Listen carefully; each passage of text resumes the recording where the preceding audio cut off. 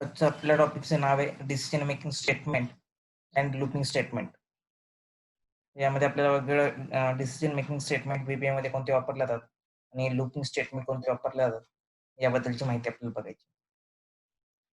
तर पहिलं decision making statement आहे आपलं इफ देन स्टेटमेंट. इफ स्टेटमेंटमध्ये आपल्याला बघायचं आहे की कशा पद्धतीने आपण हे इफ स्टेटमेंट या ठिकाणी वापरत असतो. It is the simplest form of control statement frequently used in decision making and changing the control flow of the program execution. यामध्ये काय केलं आता एक डिसिजन कंडिशन दिली जाते आणि त्या कंडिशननुसार आपला कोड काय रन करायचा आहे. ज्यावेळेस कंडिशन ट्रू असेल ते या ठिकाणी आपल्याला सांगितलं जातं.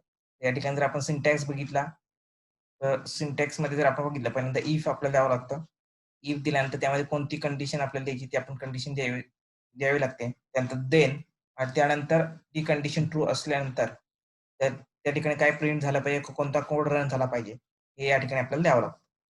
म्हणून इथं इफ त्यानंतर कंडिशन त्यानंतर देन आणि कोड इफ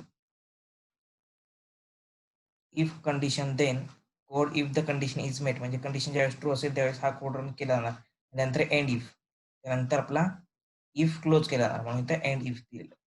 तर खाली एक्झाम्पल दिलेलं आहे if age is less than 18 then debug dot print not eligible and if म्हणजेच या ठिकाणी कंडिशन काय दिलेली आहे जर तुमचं एज 18 पेक्षा कमी असेल तर या ठिकाणी आपण डिबग डॉट प्रिंट करायचे नॉट इलिजिबल.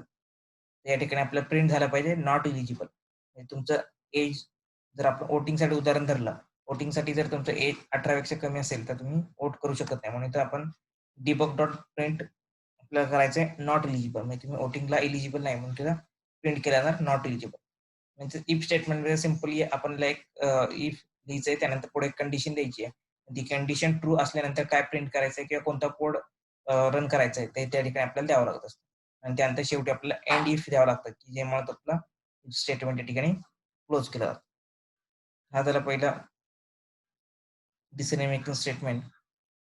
तर त्याचा हा फ्लो चार्ट जर आपण बघितला तर या ठिकाणी इनिशियल व्हॅल्यू म्हणजेच एखादी युजरने इनपुट केलेली value.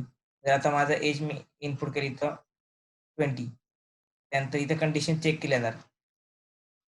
Year value is less than 18 आहे का चेक केलं जाणार. जर असेल आहे का तर नाहीये. नो असेल तर डायरेक्ट प्रॉब्लेम येणार. तर मी तर व्हॅल्यू कमी टाकली 16 टाकली. माझी व्हॅल्यू 18 पेक्षा कमी आहे तर आहे.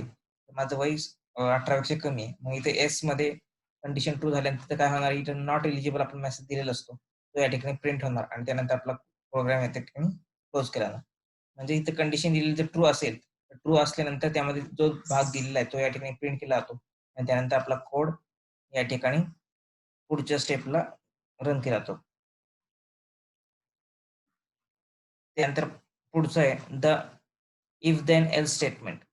When an action has to be taken if the condition returns true and another action if the condition returns false, then we use the if then else statement. तर if then else statement का वापरायचं तर आपल्याकडे दोन condition एक condition असेल त्याचे दोन आन्सर असतील. म्हणजे कंडिशन ट्रू असेल तर काय करायचं आणि कंडिशन फॉल्स असेल तर काय करायचं. अशा वेळेस आपल्याला इफ देन एल्स स्टेटमेंट वापरला जातं. म्हणजे इफ एल्स स्टेटमेंट या ठिकाणी वापरलं जातं की ज्यामुळे इफ देन एल्स स्टेटमेंटमध्ये काय केलं जातं तर या ठिकाणी आपण ज्यावेळेस एखादं कंडिशन आपण देत असतो त्यावेळेस ती कंडिशन ट्रू असेल तर त्या ठिकाणी काय प्रिंट झालं पाहिजे आणि ती कंडिशन फॉल्स असेल तर काय प्रिंट झाला पाहिजे तर कोणता कोड रन झाला पाहिजे ते या ठिकाणी आपल्याला द्यावं लागत असतं. तर ह्याचा सिंटॅक्स बघितला आपण एकदम सिम्पल सिंटॅक्स आहे. इफ कंडिशन दिली आपण देन कंडिशन ट्रू असेल तर हा कोड रन होणार.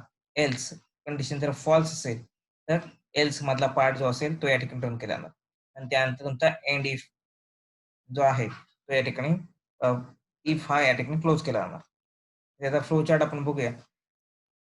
इफ देन एल्सचा फ्लो चार्ट जर आपण बघितलं इनिशियल व्हॅल्यू म्हणजे आपण एखादी व्हॅल्यू जर प्रोग्रामला दिली त्यानंतर कंडिशन चेक केली जाणार. कंडिशन ट्रू असेल तर कोड हा रन होणार. कंडिशन ट्रू नसेल तर या ठिकाणी हा कोड रन होणार आणि त्यानंतर नेक्स्ट कोड या ठिकाणी पुढचा कोड रन केला ना किंवा प्रोग्राम तिथे तुमचा क्लोज केला. जसं पुढचा कोड असेल तर कोड रन होणार किंवा तुमचा प्रोग्राम नसेल तर त्या ठिकाणी प्रोग्राम क्लोज क्लोज केला.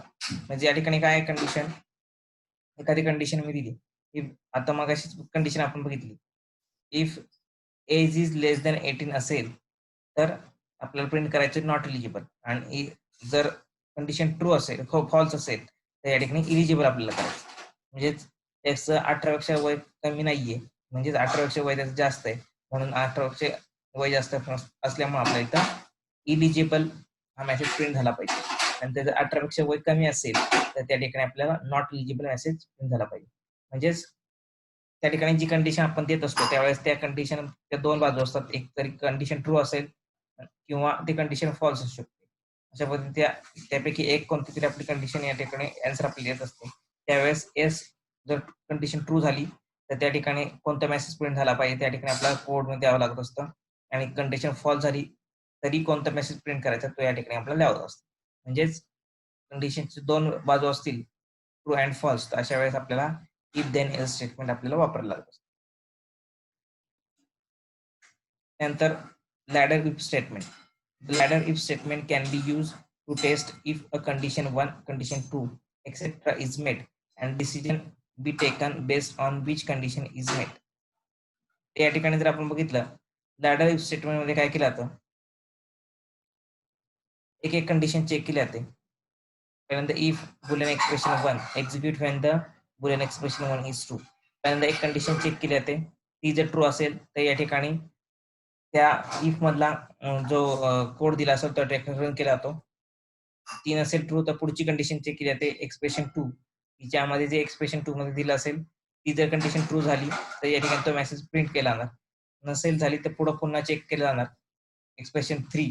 एक्सप्रेशन 3 मध्ये जर कंडिशन पुन्हा चेक केली जाणार, तुमच्या कंडिशन बरोबर ती मॅच होते का, होत असेल तर त्या ठिकाणी प्रिंट केला जाणार, नसेल होत तर पुन्हा शेवटी मग एल्स मधला पार्ट या ठिकाणी जो आहे तो या ठिकाणी कंडिशन ट्रू झाल्यानंतर या ठिकाणी प्रिंट केला जाणार.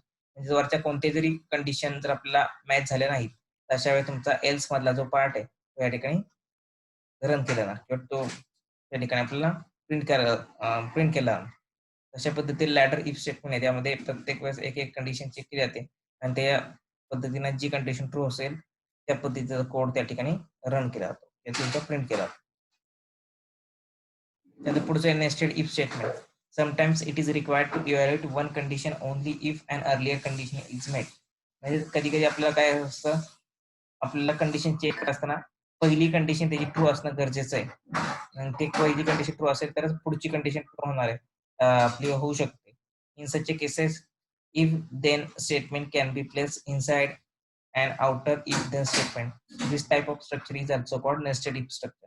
नेस्टेड इफ मध्ये काय केलं जातं तर आपल्याला कंडिशन मध्ये कंडिशन द्यावी लागत असते, तर अशा वेळेस आपल्याला नेस्टेड इफ वापरला असतो. If Boolean expression 1 execute when the Boolean expression 1 is true, आणि ती कंडिशन ट्रू असेल तर पुढचं if Boolean expression 2 execute when the expression 2 is true. याच्यामध्ये कंडिशन मध्ये कंडिशन आपल्याला द्यावं असते.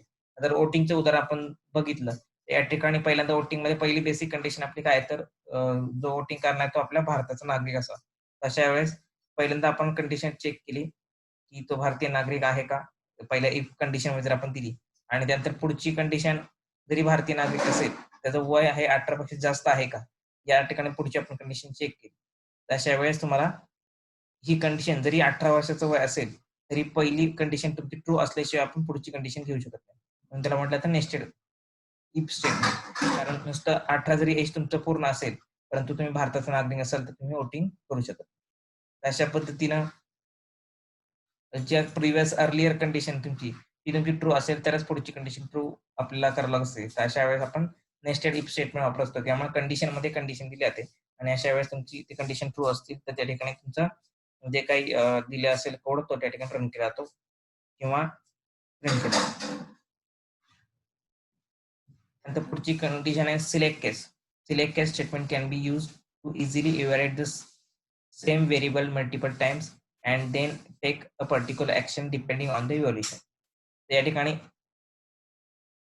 एक व्हेरिएबल आपण देत असतो की एखादी माहिती आपण देत असतो ती प्रत्येक वेगळ्या केस बरोबर चेक करून ती कुठल्या केस बरोबर मॅच होते त्या पद्धतीचा रिझल्ट या ठिकाणी आपल्याला प्रिंट केला जातो. तर या ठिकाणी जर आपण उदाहरण बघितलं तर दिलेलं एक सिंटॅक्स सिलेक्ट केस व्हेरिएबल केस 1 व्हॅल्यू 1, ती तर केस 1 व्हॅल्यू 1 वर मॅच झाली तर या ठिकाणी code to be run if variable equals to value.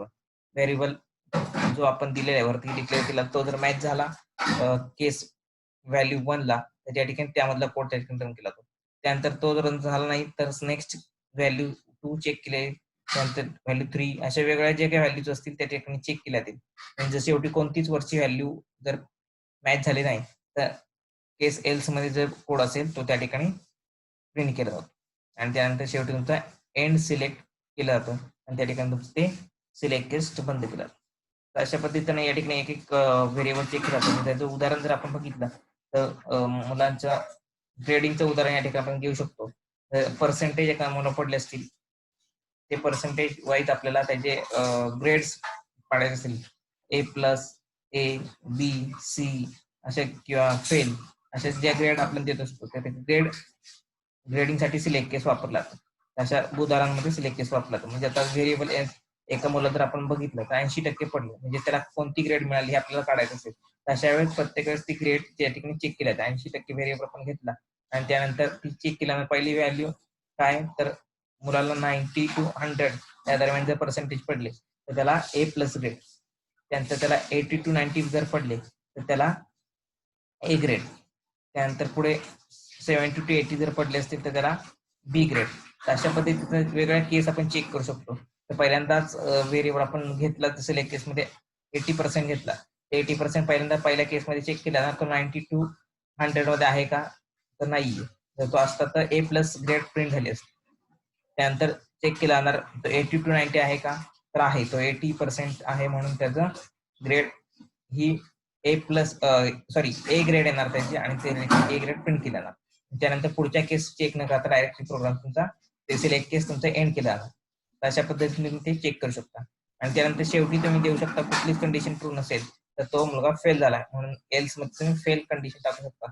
Else the student is fail or student is absent for the student is fail असं या ठिकाणी देऊ शकतो डायरेक्टली. अशा पद्धतीने एल्स पार्ट मध्ये तुम्ही ते अशा पद्धतीने सिलेक्ट वेगवेगळ्या कंडिशन तुम्हाला चेक करायचं तर आपण सिलेक्ट केस वापरून अशा पद्धतीने कंडिशन त्या ठिकाणी चेक करू शकतो. त्यानंतर हे झाले डिसिजन मेकिंग स्टेटमेंट. त्यानंतर आपल्याला बघायचं looping statement in VBA. There are many situations where you need to perform a task repeatedly a certain number of times. In such cases, the code for the task is placed inside a loop and the program iterates or repeats through the loop a certain of times that till a certain condition is met.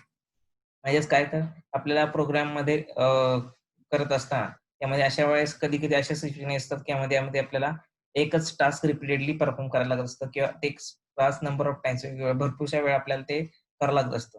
तर अशा वेळेस तोच repeat होणारा code आपण type न करता आपण जर एखादं लूप त्या ठिकाणी वापरलं तर या लूपमुळे आपला जो काही वेळ आहे किंवा त्या ठिकाणी कोड लिहिण्याचे जे काही नंबर ऑफ टाइम्स आपल्याला गरज असते ती न पडता डायरेक्टली आपण एक लूप जर टाकलं तर तोच जास्तीत जास्त लाईनचा कोड आपण ठराविक प्रकारे 2 ते 3 लाईन मध्ये आपण एक लूप टाकलं तर डायरेक्टली तो कोड आपल्याला लिहिण्यापासून आपला तो वेळ वाचू शकतो.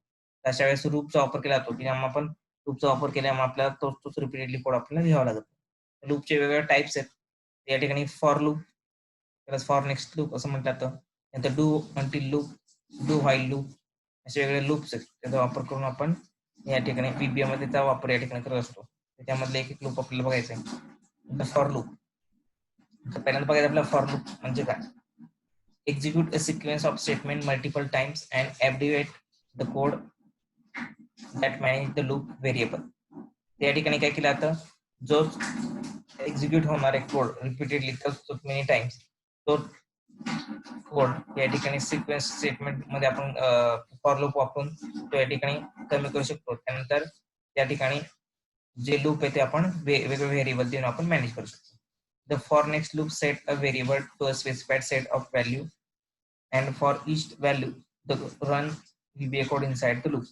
त्या ठिकाणी एक लूप टाकल्यामुळे आपण तो कोड लूप मध्ये टाकू शकतो आणि त्या पद्धतीने जे काही कोड आहे त्या ठिकाणी रन केले जाऊ शकतो.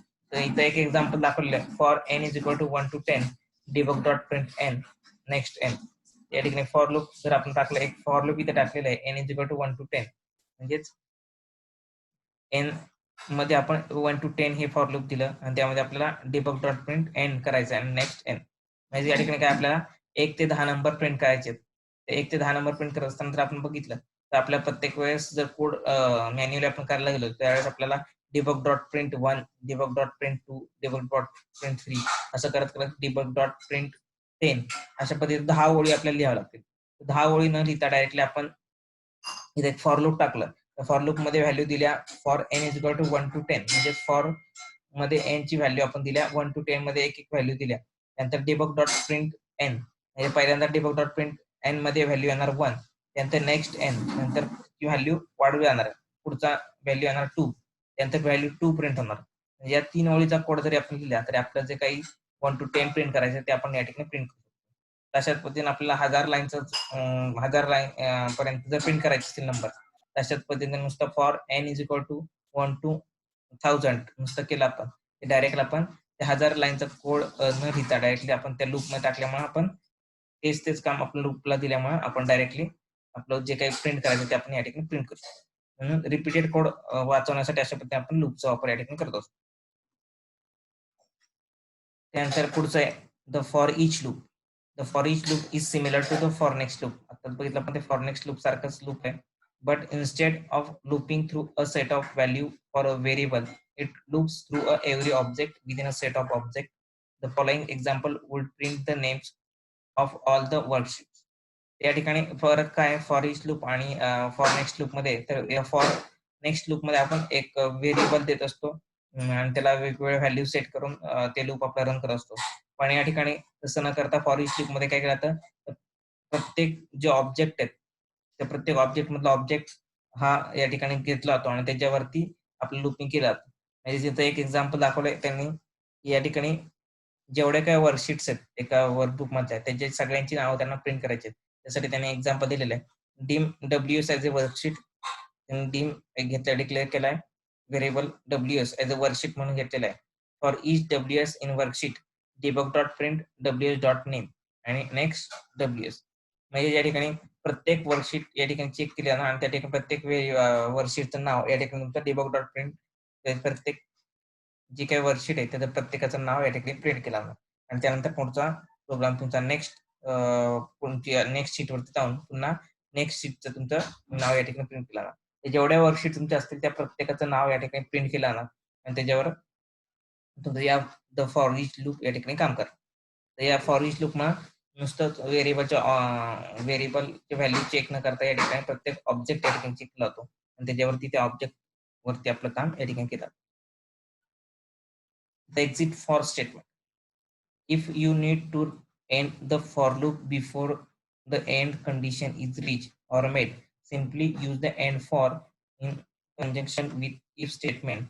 In the example given below, we exit the for loop prematurely and before the end condition is met. म्हणजेच आपण जी कंडिशन दिली असते फॉर लूप मध्ये त्याच्या अगोदरच आपल्याला जर काही एखाद्या ठिकाणी आपला प्रोग्राम स्टॉप करायचा असेल तर या ठिकाणी आपण एक्झिट फॉर हे स्टेटमेंट या ठिकाणी वापरत असतो. तर या ठिकाणी एक एक्झाम्पल दाखवलेलं आहे. For n is equal to 0 to 10 debug dot print n. If n is equal to 5 then exit for. या ठिकाणी इफचा स्टेटमेंटचा वापर करून आपण एक्झिट फॉर हे स्टेटमेंट या ठिकाणी वापरू शकतो.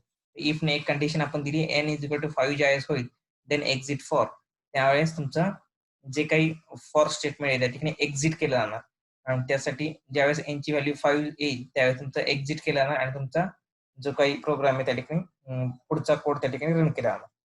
त्याच्या वेळेस जरी आपण फॉर लूप दिला असेल परंतु फॉर लूप मध्ये जर ठराविक प्रकारची व्हॅल्यू आली, ती व्हॅल्यू आल्यानंतर तुमचा प्रोग्राम तुम्हाला स्टॉप करायचा असेल, एक्झिट करायचं असेल, त्याच्या वेळी तुम्ही ही एक्झिट फॉर स्टेटमेंट देऊ शकता आणि त्यांनी तो प्रोग्राम तुम्ही त्याचा स्टॉप करू शकता.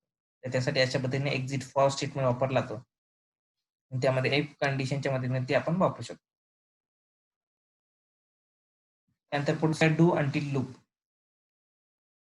The do until loop repeats a set of or group of statements until the condition is met.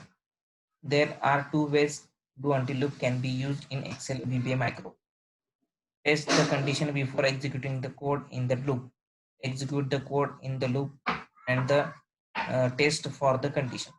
Do until n is equal to 10. Debug.print n. N is equal to n plus 1. Loop. The do until loop repeats the statement or or a group of statement until a condition is met.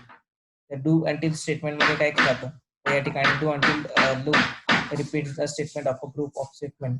यामध्ये काय केलं जातं, तर या ठिकाणी do until loop मध्ये आपण programming करत असताना या ठिकाणी एक कंडिशन दिली जाते, कधीपर्यंत आपल्याला प्रोग्राम रन करायचा आहे, आणि त्यानंतर debug डॉट प्रिंट एन या ठिकाणी प्रिंट केला जातो. N is equal to n plus 1 या ठिकाणी केलं जातं, आणि त्यामध्ये आपण do until is equal to 10 debug dot print n is equal to n plus 1 अशा पद्धतीने या ठिकाणी प्रिंट केला.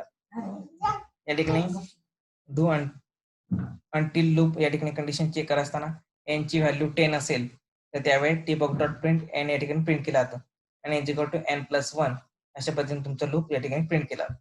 म्हणजे त्या ठिकाणी डू अंटिल लूप मध्ये केले जाते, पहिल्यांदा तुम्हाला कंडिशन दिली जाते, आणि ती कंडिशन जोपर्यंत आपली प्रिंट होणार तोपर्यंत तुमचा कोड त्या ठिकाणी रन केला जाणार, आणि त्यानंतर तुमचा लूप त्या ठिकाणी रिपीट केला जाणार. म्हणजे तुम्हाला पहिल्यांदा कंडिशन द्यायला लागणार, आणि त्या पद्धतीने तुमचा लूप त्या ठिकाणी रिपीट केला जाणार.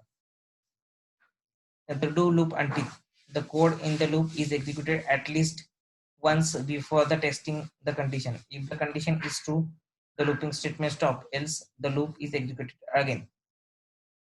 त्यानंतर पहिल्यांदा काय करणार, डू लूप अंटिल पहिल्यांदा कंडिशन तुमचं जे काही टेस्ट जे तुम्हाला प्रिंट करायचं त्या ठिकाणी प्रिंट केलं जाणार, आणि त्यानंतर तुमची कंडिशन चेक केली जाणार. डू लूप अंटिल त्या ठिकाणी डू म्हणजे पहिल्यांदा प्रिंट केला जाणार एन ची व्हॅल्यू, त्यानंतर n is equal to n plus 1 increment केला जाणार, त्यानंतर loop until n is equal to 10.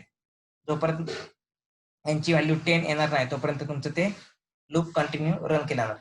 परंतु पहिल्यांदा नंबर तुमचा प्रिंट केला जाणार, नंतर कंडिशन तुमची चेक केली जाणार. पहिल्यांदा डू म्हणजे पहिल्यांदा तुमचं स्टेटमेंट प्रिंट केला जाणार, आणि त्यानंतर लूप या ठिकाणी चेक केला जाणार. त्यानंतर do while loop, do while loop repeats a statement or group of statement as long as the condition is true. जोपर्यंत तुमची कंडिशन ट्रू आहे तोपर्यंत तुमचं कंडिशन या ठिकाणी रन होत येणार आहे. Like a do until loop, do while loop will be also use in 2 ways. या ठिकाणी केलं तर दोन प्रकारे तुम्ही कंडिशन या ठिकाणी देऊ शकता. Test the condition before executing the code in the loop. या ठिकाणी पहिल्यांदा कंडिशन चेक करायची आणि त्यानंतर तुमचं लूप एक्झिक्यूट करायचं, किंवा दुसरा वेळ पहिल्यांदा तुमचं कोड रन करायचा लूप मध्ये, आणि त्यानंतर तुमची कंडिशन चेक करायची. अशा दोन्ही पद्धतीने तुम्ही या ठिकाणी करू शकता. त्यामध्ये डू व्हाईल लूप, त्या डू व्हाईल लूप मध्ये इथं उदाहरण दाखवलं आहे. Number as a integer, debug dot print number page dot square, do while number is less than 10, number is equal to number plus 1, debug dot print त्यानंतर number space 5 number into number loop. म्हणजे या ठिकाणी पहिल्यांदा condition check केली जाणार तुमची. Condition पहिल्यांदा दिलेले, पहिल्यांदा एक इंटीजर घेतला, त्यानंतर एक मेसेज प्रिंट केला, त्यानंतर तुमचं कंडिशन दिली पहिल्यांदा की तुमचा नंबर जो आहे असणार आहे तो 10 पेक्षा कमी पाहिजे. 10 पेक्षा कमी नंबर असेल तर तुमची पुढचा लूप या ठिकाणी रिपीट केला जाणार. त्यानंतर तुमचा जो मेसेज तुम्हाला प्रिंट करायचा तो मेसेज तुम्ही प्रिंट त्या ठिकाणी करणार, आणि तुमचा लूप त्या ठिकाणी रिपीट केला जाणार. लूप कधीपर्यंत रिपीट करणार, जोपर्यंत व्हॅल्यू 10 येत नाही पर्यंत. ज्यावेळेस तुमचं व्हॅल्यू 10 येईल त्यावेळेस तुमचा लूप कट होणार, आणि लूप मधून तुम्ही प्रोग्राम बाहेर पडणार आणि पुढचा कोड त्या ठिकाणी रन केला जाणार. तशा वेळेस डू व्हाईल लूपचा वापर त्या ठिकाणी केला. Do loop while, in a do loop file, a set of statements in the loop are executed once, then the condition is checked. The code in the loop is executed only if the condition is met. या ठिकाणी previous code जो असतो त्यानंतर एक loop दिलेला आहे, म्हणजे do loop while. In do loop while मध्ये काय केलं जातं, या ठिकाणी loop are executed once then the condition is, म्हणजे पहिल्यांदा लूप पूर्ण एक्झिक्यूट केलं जातं, आणि ती लूप चेक केल्यानंतर एक्झिक्यूट करत असताना त्या ठिकाणी कंडिशन चेक केली जाते, आणि कंडिशन ज्यावेळेस आपल्याला ट्रू होईल त्यावेळेस तुमचं ते लूप स्टॉप केलं जातं. अशा पद्धतीने तुमचं लूप या ठिकाणी रन होत असतो. ज्यावेळेस जोपर्यंत कंडिशन फॉल्स येत असते तोपर्यंत लूप तुमचं रन होणार. कंडिशन ज्यावेळेस ट्रू येईल त्यावेळेस एस मधला कोड रन केला. त्या ठिकाणी इथं कोड दिलेला आहे, त्यानंतर लूप कोड कुठपर्यंत तुम्हाला कोड लूप करायचा आहे तो कोड, त्यानंतर एक कंडिशन दिलेली आहे त्याची व्हॅल्यू दिली असते, आणि त्यानंतर तुमचा कंडिशन फॉल्स असेल तोपर्यंत तुमचं लूप रन होत राहणार, आणि ज्यावेळेस कंडिशन ट्रू येईल त्यावेळेस तुमचा जो काही कोड आहे त्या ठिकाणी रन केला. The while went loop, The while when loop execute a series of statement as long as given condition is true.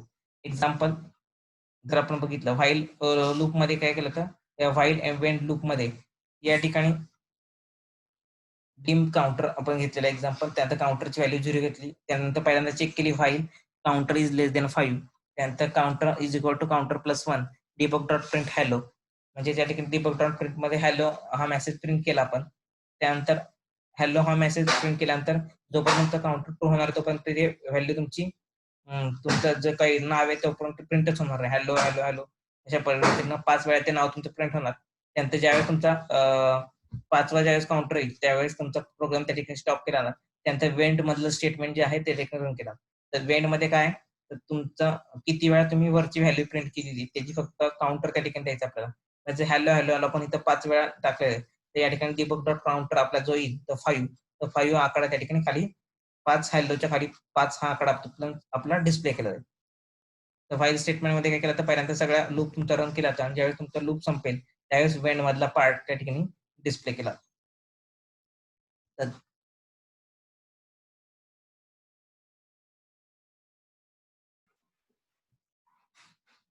the exist statement. The exist statement exists a procedure or block and transfer a control immediately to the statement following in the procedure call or the block of definition. It may be in the form for exit to, exit for, and exit while or exit select.